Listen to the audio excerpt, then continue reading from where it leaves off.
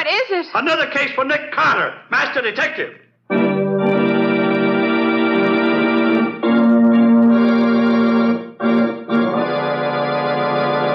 Yes, it's another case for that most famous of all manhunters, the detective whose ability at solving crime is unequaled in the history of detective fiction. Nick Carter, Master Detective. Tonight's curious adventure, The Unwilling Accomplice. Or Nick Carter and the Mystery of the Society Burglar.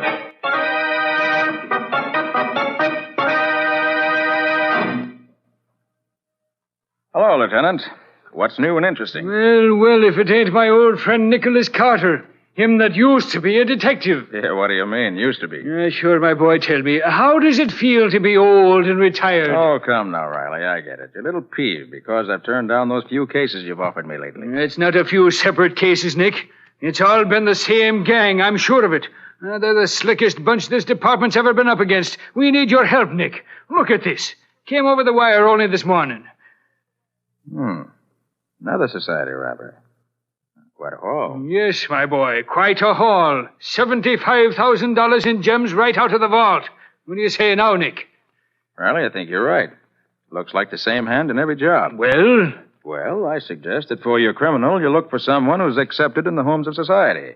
And is just about the greatest safecracker in the country as well. Oh, thank you, Nick. That's a very great help, I'm sure. Oh, I'm sorry, Riley, but really, I'm not interested. You know I don't take a case unless... Well, what in the name Wow, that was close. That stone missed you by inches. So, somebody's trying to bean me now, is it? Well, I'll fix that. Oh, wait a minute, Riley. That isn't it. This seems to be a little matter of communication. Communication? Yes, look. There's a note tied to that stone. Well, now, hand that over here. Here you are. Let's see what is... Well, listen to this, Nick. My dear Lieutenant Riley, since the jobs I have pulled off lately have so completely mystified your department, may I suggest that you call upon the services of your very good and able friend, Nicholas Carter. What's that? It won't help much, of course, but at least I'll then have an adversary more worthy of my talents. You see, I'm varying the pattern and going on to much bigger things. Today it has been the National Loan and Trust Company. It is not only theft, but murder as well. Well, Nick, what do you make of that? Very interesting. Interesting, is it? Why, the cheek of him. The National Loan and Trust Company, he says. And murder, he says. We're dealing with a conceited maniac. Give me that phone. I'm going to check up on this. Unless it's now 5:30 on Saturday afternoon, Riley. I doubt that you'll find anyone at the bank. Excuse me, Lieutenant. Yeah? There's a lady and gentleman here to see you. They say it's most urgent. Well, what are you waiting for? Show 'em in. Yes, sir. This way, please. Thank you. Lieutenant Riley? Yes? Permit me to introduce myself. I'm Butler Pierce, and this is Miss Olive Belden, my fiancée. I'm pleased to make your acquaintance. Now, what can I be doing for you? You can help us find Miss Belden's father. He's missing. Oh, missing, huh? Yes, Lieutenant. Dad's been gone for hours, and I'm beginning to fear something dreadful may have happened. Oh, excuse me. This is Nick Carter, Miss Belden, and Mr. Pierce. Nick Carter, the detective? The same, Miss Belden. Oh, I'm so glad, Mr. Carter. Would you, Isn't your alarm somewhat unwarranted? Your father hasn't been missing very long, I take it. That's true, Mr. Carter. Only 3 hours to be exact, but under the circumstances... What Miss Belden means, Mr. Carter, is that it seems as if her father had disappeared into thin air. How do you mean, Mr. Pierce? Well, the last time she saw him, it was through the living room window. From there, she could look out over the court into his private office at the bank. And when she... Bank? Did you say bank, Mr. Pierce? Why, yes. Olive's father is Wayne Belden, president of the National Loan and Trust Company. Did you hear that, Nick? The National Loan and Trust Company. Yes, Riley. There's not a minute to be lost. Come on.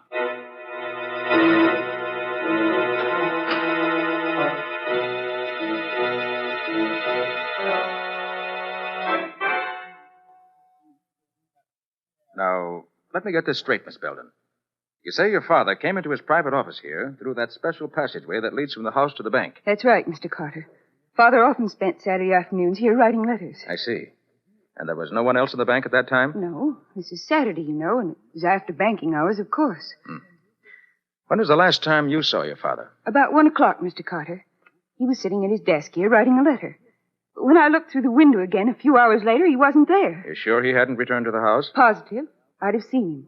The passageway opens right into the living room where I was reading. Well, what happened when you looked for him and he wasn't there? Well, just about then, Mr. Pierce called on me. I told him about Father's absence, and we both went to look for him. I see. About what time was that? Oh, about 4 o'clock. Mm-hmm. And so you both went into the bank as soon as you missed your father. Yes, we found Mr. Belden's office just as you see it now. Then we looked all through the bank. There wasn't a sign of him anywhere. Now, wait a minute, all of you. What was to prevent Mr. Belden from walking right out the front door of the bank? As easy as that. Well, that's not very likely, Lieutenant. He was wearing his house slippers at the time, and he had no coat or hat. Oh. And not only that, Riley. You see this letter here on Belden's desk? Huh? He was writing it when something interrupted him. You notice anything peculiar about it? Well, no, except that he broke off in the middle of a sentence. More important than that, Riley. He stopped in the middle of a word. Belden was interrupted very abruptly. Oh, that must be the cashier now. Hello, Mr. Cook. Come in. Hello, Miss Belden. I got here just as soon as I could. This is Mr. Carter and Lieutenant Riley. Good afternoon, gentlemen. Now, what's all this I hear about Mr. Belden disappearing? That's right, Mr. Cook. But I've an idea. He'll soon be found. What do you mean by that, Mr. Carter? I've asked Mr. Cook to come down here because, as the cashier of the bank, he's the only one beside Mr. Belden who knows the combination to the large vault. And I want that vault opened. Immediately. But that's impossible, Mr. Carter. The large vault operates on a time lock. It can't be opened until 9 o'clock Monday morning. We can't wait that long. It must be open now. I'm sorry, Mr. Carter. That's impossible. Then I'll do it myself. But it's impossible, I tell you. Give me 1 hour and we'll see how impossible it is.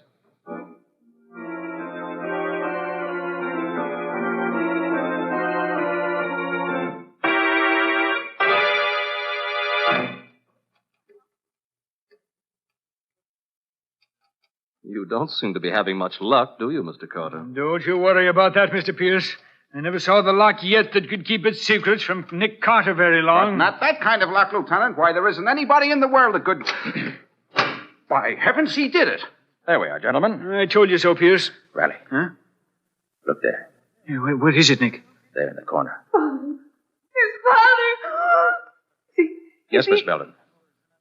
Your father's been murdered.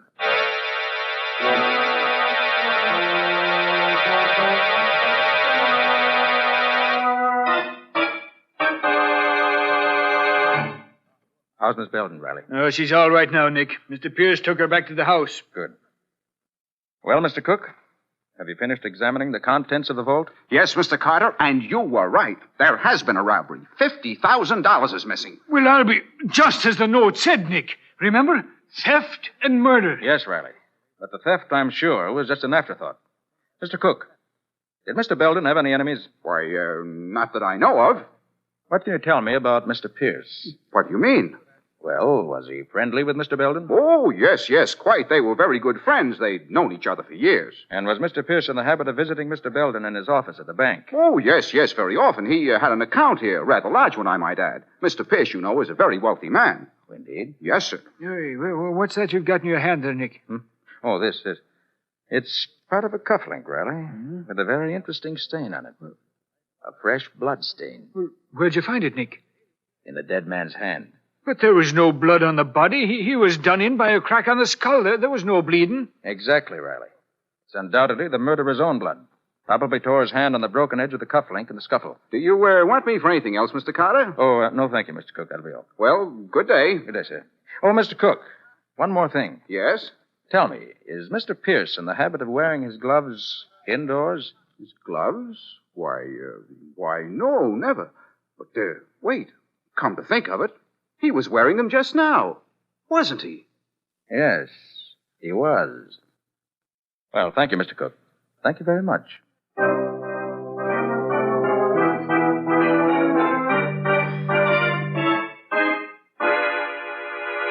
Confound it, Patsy. This is the strangest case I've ever worked on. Well, you've certainly been acting strangely, Nick. Pacing up and down, muttering to yourself. There just isn't a shred of evidence anywhere, Patsy. As far as I can see, no motive whatsoever.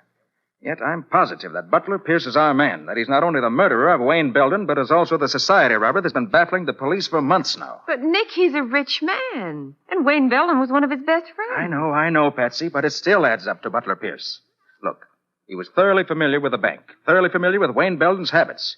He called at the Belden house after the crime had been committed. He wore his gloves indoors, which might have been to conceal a bad scratch from a broken cufflink. He arrived at police headquarters immediately after that stone had been thrown through the window. But, Nick, Miss Belden was with him when he called to see Riley. Surely you don't think he could have thrown that stone? No, Patsy. But his chauffeur could have. while they were entering the building. The chauffeur? Yes. It was he who set me thinking on this line originally. Well, what do you mean by that? Patsy, I got a good look at that chauffeur, and I'm sure I've seen him somewhere before, a long time ago. Oh? And he wasn't on the right side of the law either. Well, it all sounds like a big hunch to me, Nick. Yes, you're right, Patsy. It's just what it is. A big hunch. Although I have to admit your hunches are usually pretty good. Patsy, I feel so sure this hunch is right, I'm going to play it for all it's worth. Oh, what are you going to do? I'm going to start playing it right now. Get Scubby for me. We're going calling on Mr. Butler Pierce.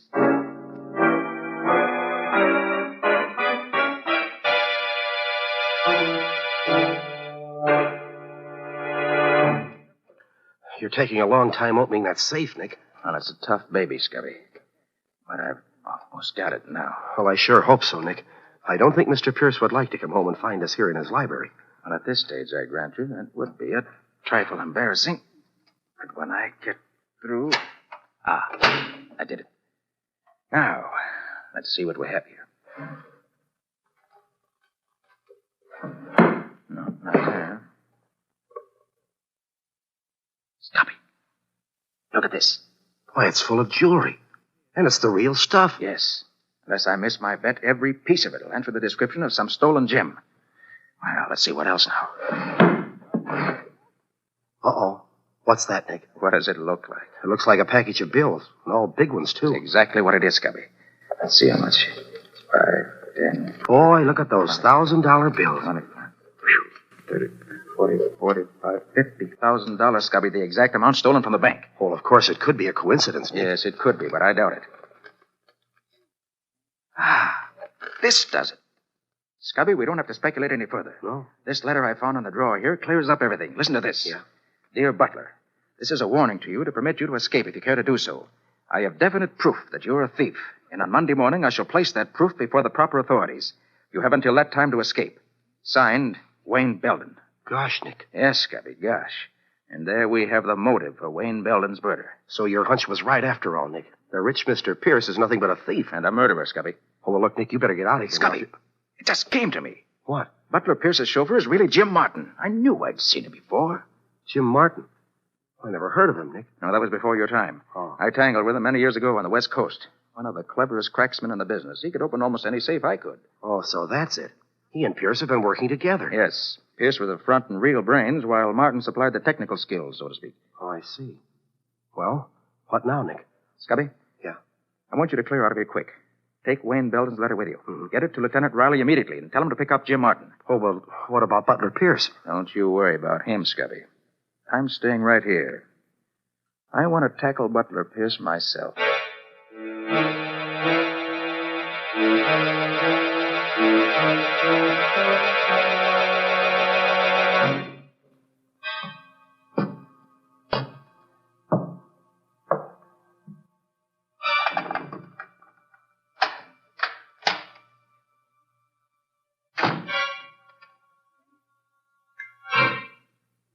Good evening. Nick Carter. What are you doing in my house? Waiting for you, Mr. Pierce. What do you want? I want you to be reasonable and not make any fuss. This isn't a water pistol I've got in my hand. Have you gone mad? What in the world are you talking about? It's no go, Pierce. You can drop the act. I took the liberty of going through your safe. Oh, so that's it. You're pretty clever at getting into safes, aren't you? Yes. As good at it as your pal, Jim Martin. Oh, I see. Well, I guess I underrated you, Carter. No, Pierce. You overrated yourself. Perhaps. What's your next move? My next move is to turn over to the law a thief and a murderer. Turn around. Get your hands behind you. Uh-huh. So there is a scratch on your wrist, just as I expected. There.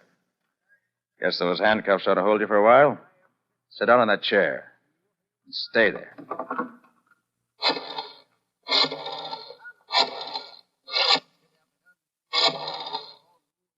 Police headquarters. Lieutenant Riley speaking. Oh, hello, Riley. This is Nick. Oh, yes, Nick. What is it? Well, you got the murderer of Wayne Belden for you. Oh, you have, eh? Mm-hmm. Good work. Who is it, Nick? Butler Pierce. Butler Pierce. Nick, are you sure you're not making a mistake? Quite sure. Scubby should be at my headquarters any minute now with all the proof you want. Where are you calling from, Nick? From Pierce's home. He's sitting in a chair right behind me with a pair of handcuffs on him. Oh. I'll expect you to... Nick, what is it? Hello! Hello!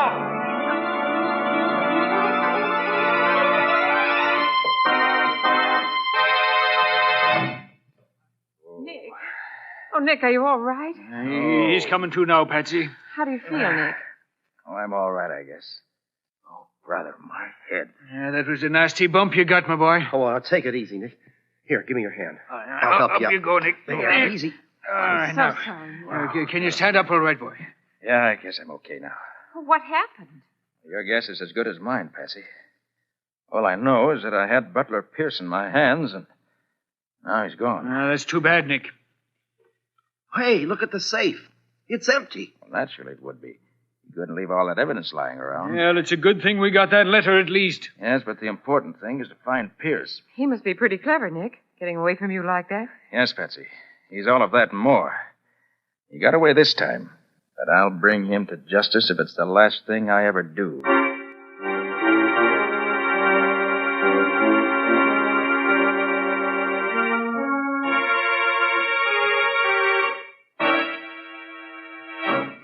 Well, Nick, we got Jim Martin anyway. Picked him up late last night. Good work, Riley. Well, that's half the gang anyway. Yeah, now if we only had Butler Pierce. Yes, but I think it's going to be a lot easier now with Jim Martin in our hands. What do you mean? I've got an idea, Riley. If it works, it won't be long before we catch up with Wayne Belden's murderer.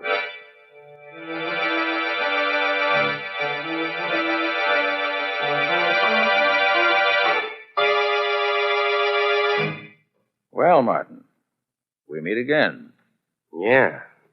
Been a long time, ain't it, Carter? Yes. But I never forget a face, Martin, no matter how much has been changed. I must say, though, that the doctor did a pretty good job on you. But it just isn't quite good enough. Yeah, you're a smart egg, all right. I guess the boss knows that by now. He's a pretty keen one himself, Martin. I had him, but he got away. Did, huh? Mm-hmm. Boy, he sure is a slick one. Well, I thought when I had the cuffs on him... Say, you didn't make the mistake of trying to hold him with a pair of handcuffs, did you? Yes. Why? There ain't a pair made that could hold Butler Pierce. He's a regular whiz. Maybe so. Martin, you're in a pretty tough spot. Murder's serious business. Murder? Oh, no. You're barking up the wrong tree, Carter. I didn't have nothing to do with that. But you did open the vault at the bank. Sure. Like I done all the jobs for Pierce after he paved the way. But murder, that ain't my racket. Maybe not. But it'll go a lot easier with you, Martin, if you play ball. Meaning? You know where Pierce's hideout is. Sure. What about it? We want you to help us put the finger on him. Now, you ought to know me better than that, Carter. That's what I thought you'd say. I have a proposition for you, Martin. If you help us track him down, we'll set you free. The answer is still the same. I'm no stool pigeon. Well, Martin, we're going to let you walk out of here anyway. What do you say to that? I say it won't work, Carter. What do you mean? Listen, I'm onto your game. You're going to set me loose so you can tail me. Ain't that it? Because that's the last thing I'd ever do. And I'm telling you that right now. And yet, Martin, that's exactly what you're going to do. Lead us right to Butler Pierce. You must be off your nut. I wouldn't even try to go near him. In fact, I'd do everything I could to throw you off. I know that, Martin. And yet, in spite of yourself, you're going to help us catch Butler Pierce.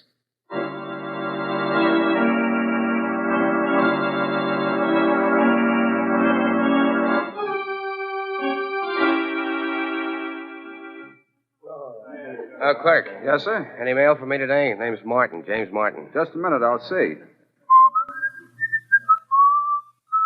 No, nothing, Mr. Martin. Thanks. Hello, Martin. You expecting a letter from someone? Who are you? I'll give you one guess. That ought to be enough. Oh, you must be the guy that's following me. One of the guys, Martin. I'm Scubby Wilson. I work with Nick Carter. Ah, glad to see you. You know, I've been getting sort of anxious the last few days to know what you guys look like. Yes, I can understand that. Must have been quite a strain on you, knowing that you were being watched every minute of the day and not knowing who was doing the watching. Yeah, it was sort of getting me down a little. Well, that's what Mr. Carter was figuring on, I guess. Oh, yeah? Mm-hmm. lot of good it's going to do him. You never know, Martin. Say, I can't figure this thing at all. Oh, you're not supposed to, Martin. No, you just keep on having a good time, that's all. You bet I will. And as for Nick Carter, you can tell him from me, whatever his scheme is, it ain't working, see? How do you know it isn't working? I haven't led you to Pierce yet, have I, pal? No, not yet. But you will. You're nuts, too. You're all nuts. Good night. Good night. Oh, but Martin, knowing Nick Carter as I do, I don't think we're the ones that are nuts.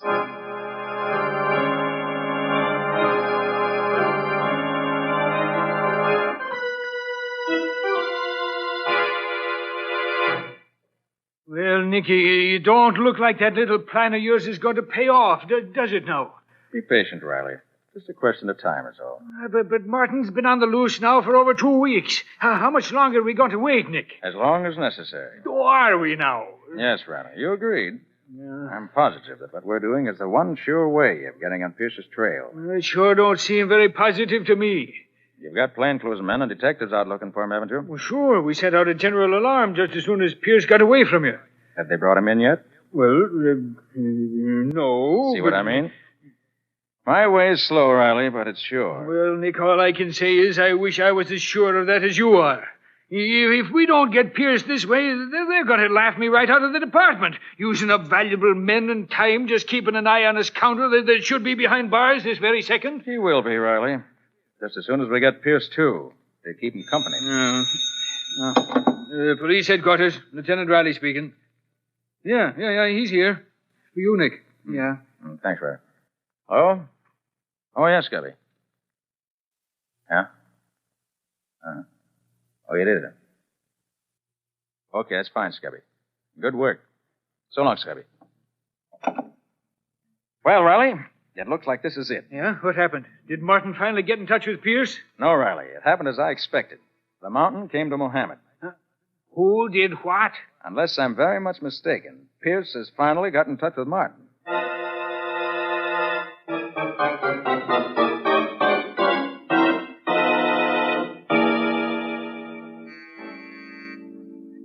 Who is it?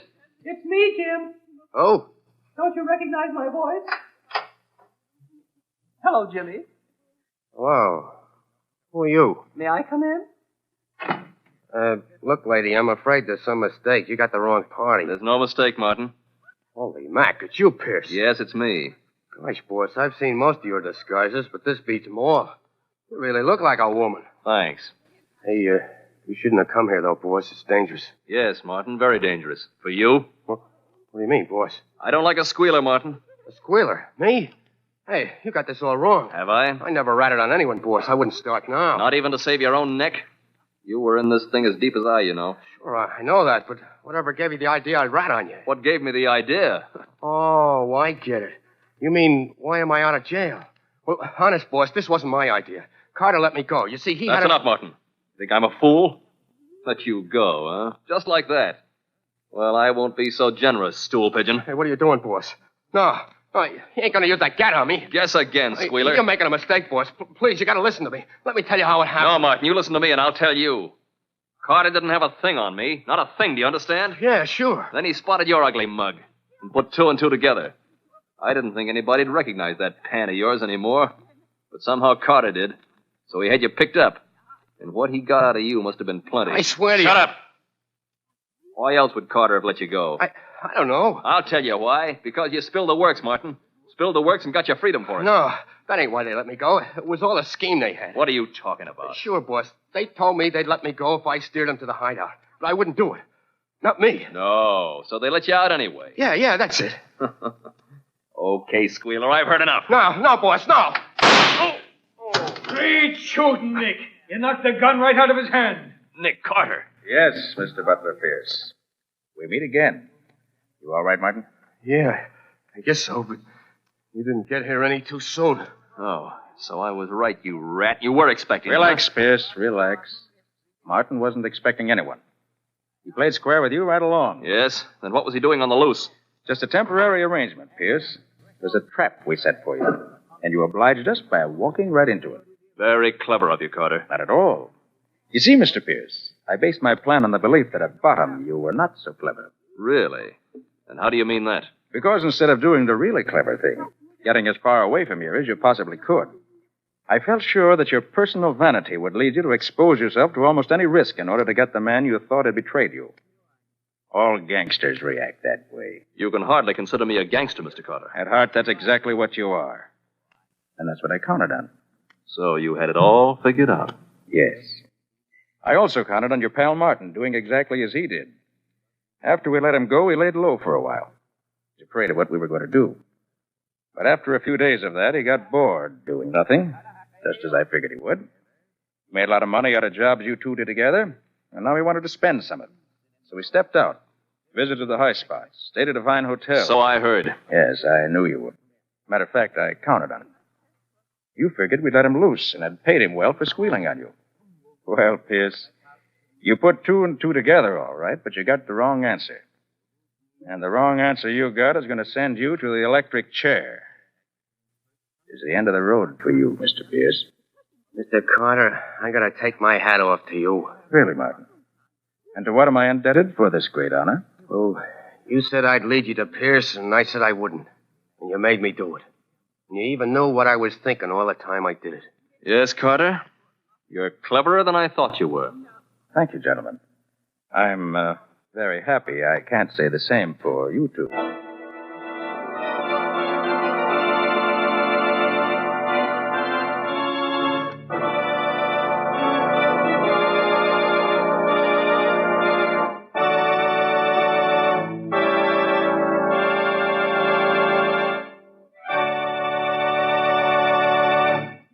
This has been another of the strange adventures of Nick Carter, Master Detective, which are brought to you regularly at the same time each week by WOR Mutual.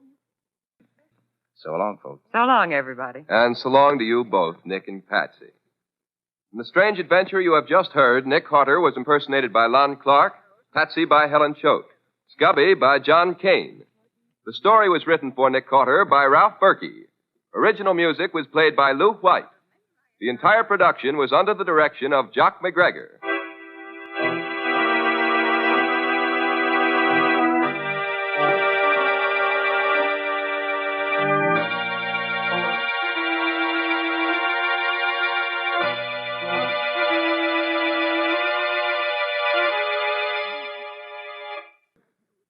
The Return of Nick Carter is produced in the studios of WOR. This is Mutual.